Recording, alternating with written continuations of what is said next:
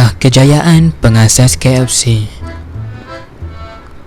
Bagi peminat dan penggemar fast food KFC, pasti kenal dengan Colonel Sanders yang terpapar pada logo KFC. Colonel Sanders merupakan pengasas KFC atau dikenali sebagai Kentucky Fried Chicken. Untuk pengetahuan umum, Colonel Sanders hanya dapat merasai keselesaan hidup pada hujung usianya. Kisah kejayaan Colonel Sanders boleh dijadikan sebagai kisah inspirasi kepada anak muda untuk terus berusaha mencapai kejayaan. Lebih-lebih lagi kepada mereka yang baru sahaja menjinakkan diri dalam bidang perniagaan. Dilahirkan di Henryville, Indiana pada 9 September 1890, Colonel Sanders terpaksa mengharungi kehidupan awal yang susah selepas permergian ayahnya, Wilbert Sanders, ketika berusia 6 tahun. Beliau mempunyai 2 adik kecil dan terpaksa menjaga adik-adiknya di rumah kerana ibunya terpaksa melakukan pelbagai kerja bagi menampung keperluan hidup. Kemahiran memasaknya telah diasah disebabkan kesempitan hidup yang dihadapinya. Bukan itu sahaja, beliau telah mula bekerja sejak usia 10 tahun sebagai pembantu ladang untuk membantu perbelanjaan keperluan rumah. Ketika beliau berusia 12 tahun, ibunya berkahwin semula dan membawa anak-anaknya tinggal bersama suami baharunya.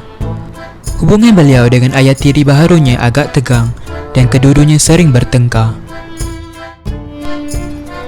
Pada usia 16 tahun, beliau memalsukan tarikh lahir untuk menyertai tentera Amerika Syarikat. Setelah diberhentikan dengan hormat setahun kemudian, beliau bekerja sebagai konduktor kereta api. Namun, beliau dipecat kerana bertengkar dengan rakan sekerja. Selain itu, beliau telah bekerja pelbagai jenis pekerjaan termasuklah sebagai pemadam kebakaran kereta api, jurujual insurans, setiausaha, jurujual tayar, operator feri dan peguam. Akhirnya, Colonel Sanders mengusaha stesen minyak di Corbin, Kentucky. Untuk memenuhi keperluan, dia mula memasak dan menjual makanan untuk pelancong yang letih dan berhenti di stesen. Makanan yang dijual terdiri daripada yam goreng, ham, kacang merah dan biskut panas. Beberapa tahun kemudian, beliau mendirikan restoran pertamanya. Melihat perniagaannya mula laris, beliau kemudian membuka restoran dengan membeli motel dan mengubah suainya. Ia mampu menempatkan 142 tetamu dalam satu masa. Walau bagaimanapun, beliau menghadapi masalah apabila proses menyediakan ayam goreng agak lambat dan perlahan yang menyebabkan pelanggan terpaksa menunggu lama. Untuk menyelesaikan masalah tersebut, beliau telah menggunakan periuk tekanan yang mampu memasak ayam goreng dalam masa yang singkat. Selepas Perang Dunia Kedua, beliau cuba untuk mengembangkan restorannya. Namun begitu, resepinya ditolak 1009 kali sebelum ada yang menerimanya. Sanders' secret recipe dikenali sebagai Kentucky Fried Chicken menjadi hit dengan begitu pantas. Setelah bertahun-tahun mengalami kegagalan, Sanders akhirnya berjaya menjual franchise-nya kepada lebih 200 cawangan lain serta Kanada dan Amerika Syarikat. Pada tahun 1964, beliau menjual syarikat franchise-nya dengan harga $2 juta.